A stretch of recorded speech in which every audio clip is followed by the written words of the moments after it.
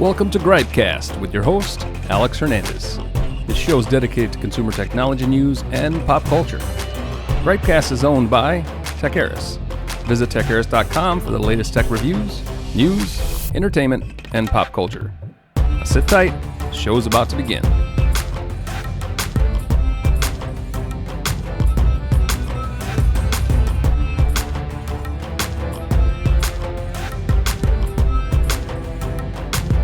All right, welcome to the least listened to podcast on the internet. This is GripeCast, episode 20, Saturday, June 15th. A little late in recording this one. I've been busy this week, and then I had my back go out.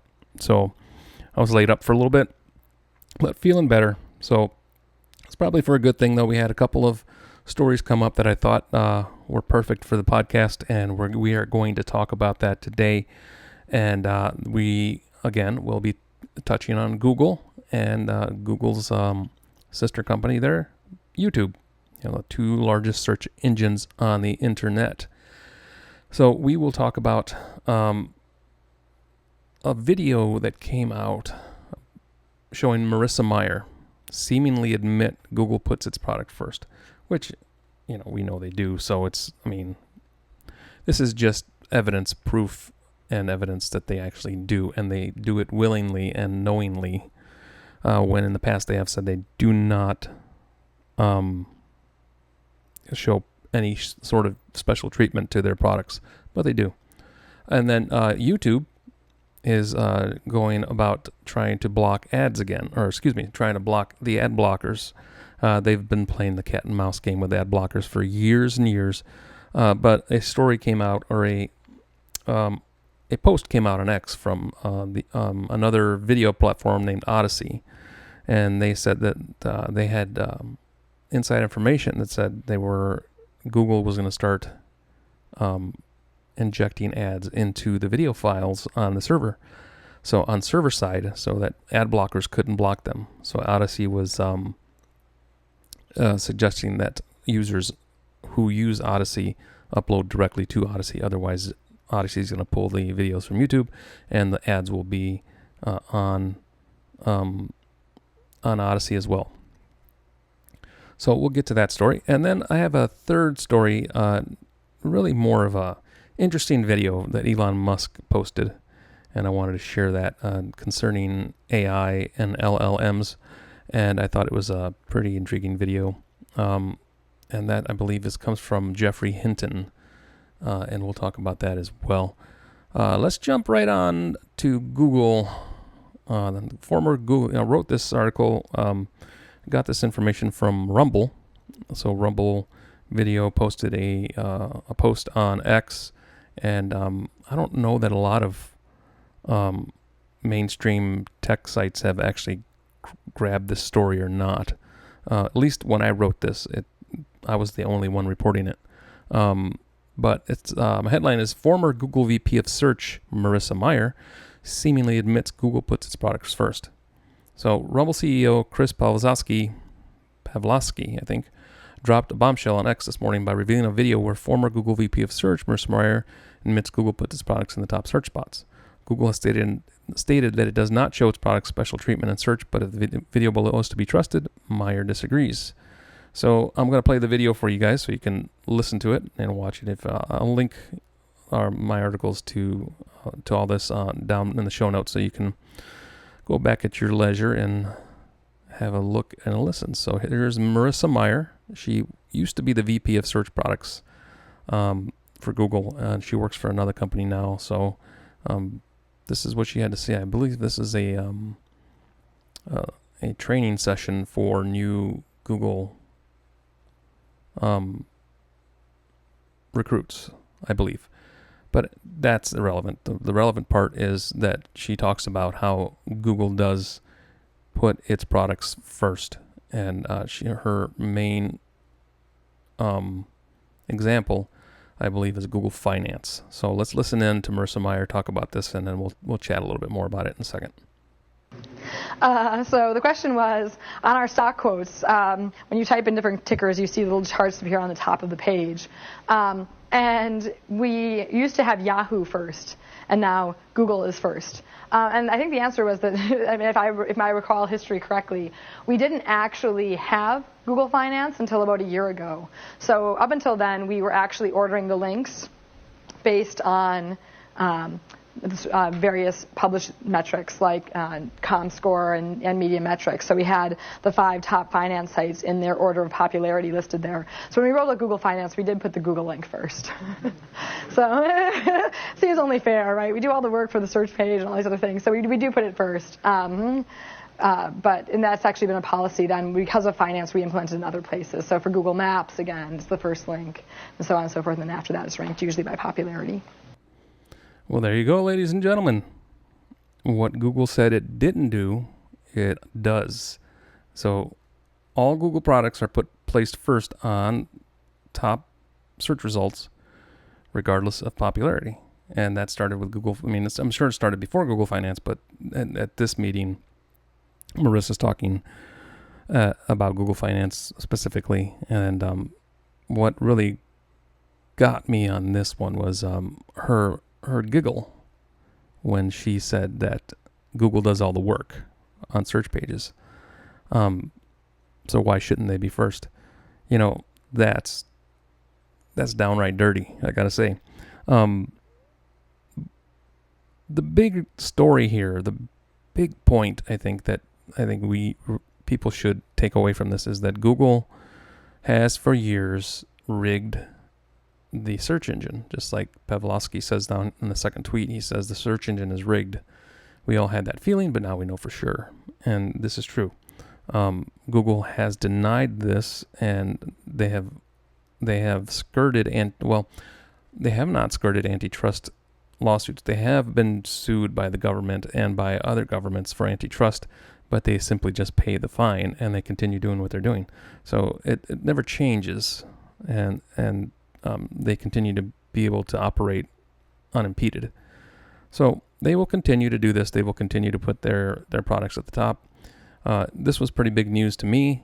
Again, not a lot of mainstream tech sites have grabbed this, and I even see fewer search engine people, SEOs they call them. I see even less of them talking about it because this directly affects their jobs.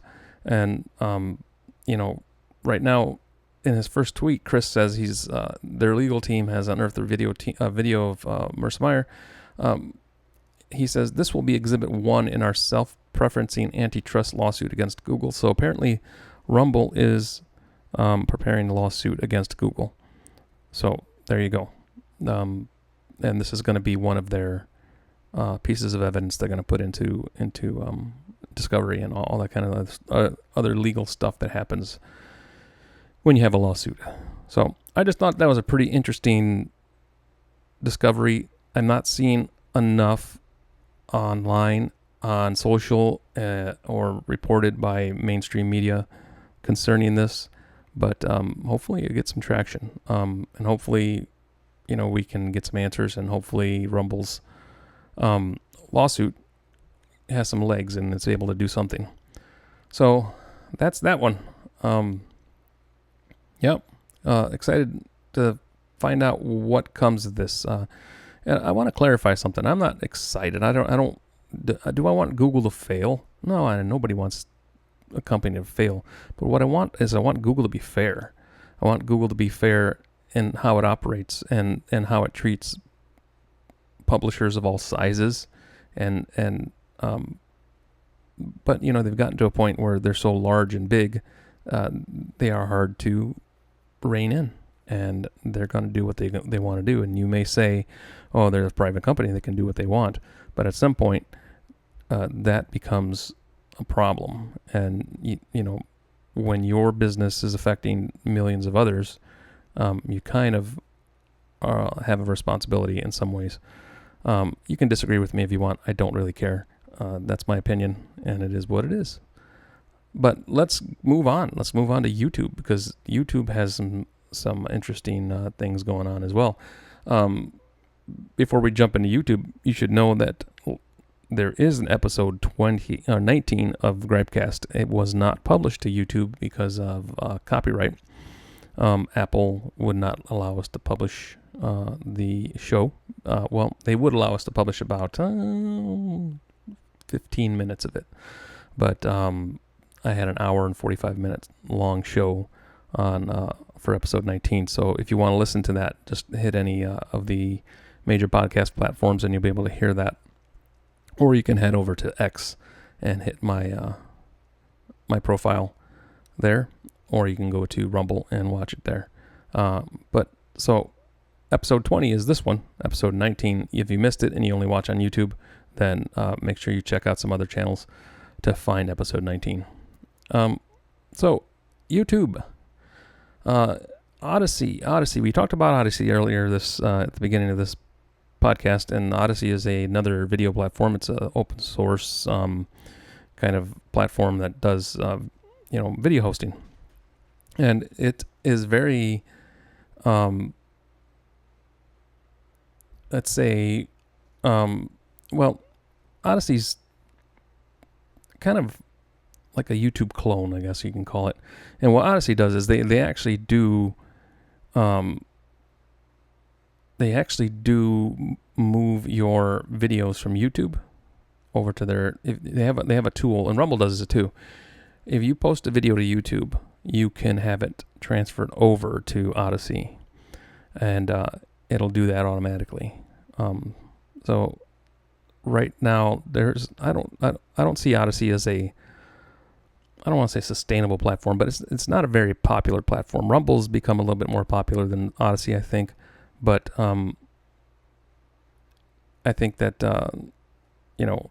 if what YouTube is doing is if it happens, that a lot of creators may end up switching over to another platform, whether it be Odyssey or Rumble or something else, or X. X is starting to try to do video. There's a big push for X to be doing video, so watch out for that. But here, if Odyssey is correct, this is my headline. And again, I'll link below in the show notes. If Odyssey is correct, YouTube and ad blockers may soon never work again. So ad blockers have been the thing for a very long time, and Google knows this and has been battling ad blockers for years. Google has managed to prevent ad blockers from being used, but most developers have been able to get around them. Now developers may be defeated if Odyssey is correct in its assessment. So I have a couple updates here, but I'm going to skip over that. So basically, what Odyssey says, I'm going to read the tweet here. They say ad blockers will not work against YouTube videos anymore because the ads are inserted into the actual video file. And then they go on to say, please upload your videos to Odyssey. Don't rely on the Odyssey extractor to move your videos from YouTube to Odyssey. So what they're saying here is what's going to happen is, and I'm going to read the couple updates that I had here. According to PC Mag, YouTube is indeed trying to block ads with the method that Odyssey describes in our initial report. Quote from PC Mag, quote, with server-side ad injection, the user is fed one continuous stream of video with the ad included, making it difficult for ad blockers to determine when ads show up. And then have another update here from BGR and Gizmodo. Quote, a Google spokesperson explained the test to Gizmodo. YouTube is improving its performance and reliability in serving both organic and ad video content. This update may result in suboptimal viewing experiences for viewers with ad blockers installed. All right, so here's what that all means. YouTube is now going to take when I upload this video to YouTube, it's ad-free. There's nothing there. It's going to be my podcast, my intro, my bumper, and my outro. And that's it. So when they get the file, they are going to auto-inject ads in between my file. So they have the technology to do this. So it's basically editing my file, editing my original video content to put ads into it. And now we're not monetized. This channel on YouTube, if you're watching on YouTube and listening on YouTube, we are not monetized. So if you see ads on our videos, there's no revenue coming to us for that. That is all YouTube and Google. They get all of that. We get nothing. So back to it. What do is they'll inject the ads into our video file so that you can see the ads, and ad blockers can't block those ads. Currently, what happens is the video file plays, and then there's another video file that automatically gets, it stops my video file from playing, and YouTube plays a different video file that has the actual ad in it, and then goes back to the original video file. So ad blockers have been able to block those. I don't know how they work, but they've been able to have software to be able to detect those ads and remove them so you don't have to watch them. Brave browser does this. Brave is well known for doing that. And I believe DuckDuckGo might actually do that as well. I'm not positive because I don't use their search engine. So what YouTube is doing is this new ad injection is going to prevent that from happening. So your ad blocker may not work anymore at some point. They're going to be rolling. They didn't say when they're going to roll it out, but I'm sure they're testing it and they're going to roll it out at some point. So make sure you're expecting that it's going to happen. And how ad blocking companies get around it, that's another matter. All I can say is it's happening, and they're really fighting tooth and nail to make sure the ad blockers are pretty much useless to anyone anymore. So I have mixed feelings on ad blockers. So I won't go into all that right now, but just very interesting tweet from Odyssey. And initially we had some people who didn't believe me or didn't believe Odyssey was telling the truth. And I made a comment here. It says, but we see no reason why Odyssey would lie about it. Obviously they're a competing video company. Of course, they want to drive traffic to their own site. But I didn't feel like they were being disingenuous about this. And it turns out that they weren't, because we have several confirmations already with PC Mag, BGR, and Gizmodo all talking to Google and getting comments, and it's happening. So we were the first. I was the first to report this, and now some of the mainstream tech media are on top of it as well. But they're using actual Google sources instead of Odyssey, which is where I found it first. So there you have it. Looks like your ad blockers may not work here soon. I'm sure, there's going to be someone to come up with some sort of workaround at some point. But for now, that's what you get. You will see ads and you will like it. All right. All right, let's move on to Elon Musk's post on X. This was a post that he made. I'm going to adjust some volumes here, so forgive me. If this video starts off loud, I apologize. I'm going to adjust as I go. This video file that he posted is very, very low in audio quality. So this is a video interview, and I'm not going to play the whole thing. I'm going to just play some bits and pieces, but a video interview with Geoffrey Hinton. And I guess he's a scholar on AI and LLMs, which is large language models, stuff like ChatGPT and Grok and all that kind of stuff.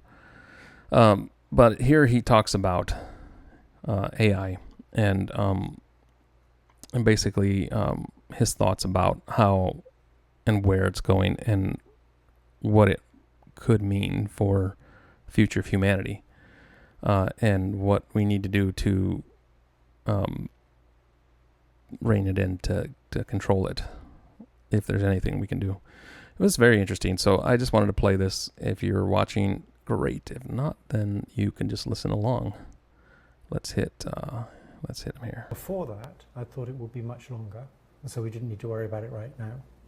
And many people still think they're just statistical tricks and they don't really understand what they're saying. I think that's quite wrong. So I came out and focused on the existential threat, that is the idea that they'll take over from people. Because many people were saying it was science fiction, and I no longer believe it's science fiction. You alluded to it earlier, but just remind us how quickly this technology is moving, in your opinion. It's moving very fast. The best way to understand how fast it's moving is to look at what it was like 10 years ago.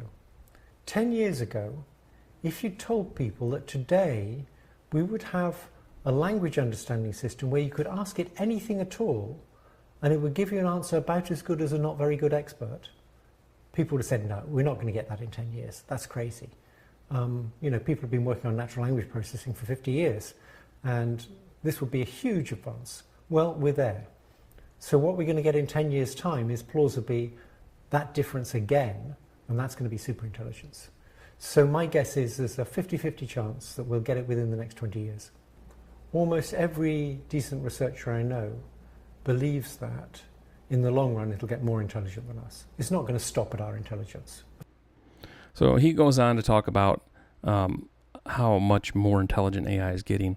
And one of his key points in here, and I'm not, like I said, I'm not playing the whole thing. It's Saturday. I don't want to make a very long podcast, so I'm going to wrap it up here soon. But one of his key points is that the AI industry, has invested very little into safety. So he particularly calls out Sam Altman from ChatGPT, OpenAI.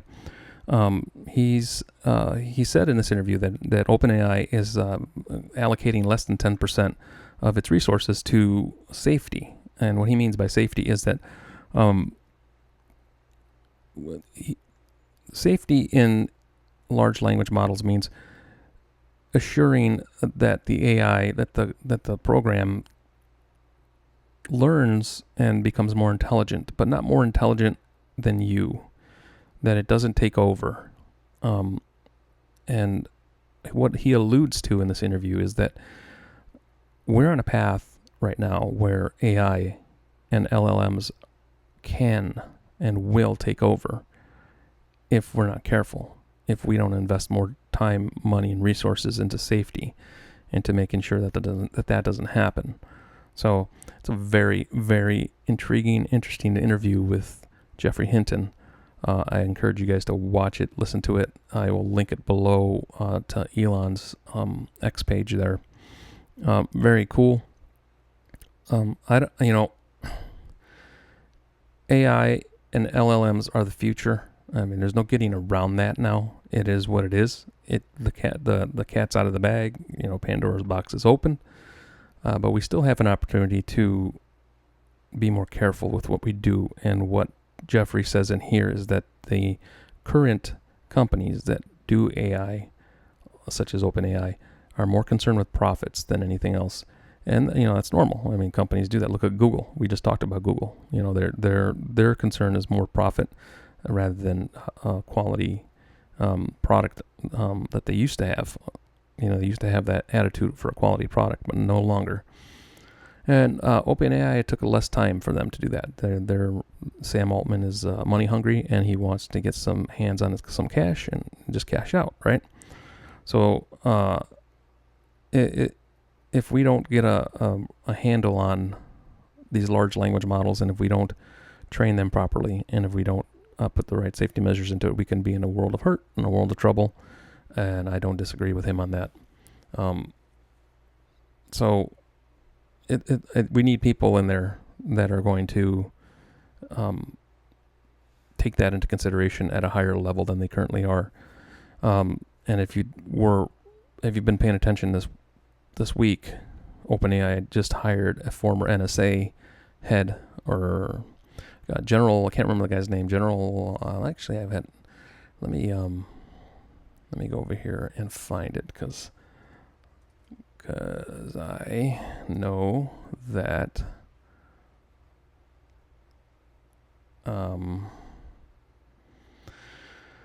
all right, where is his name? There he is. There's the guy, General Paul Nakasone.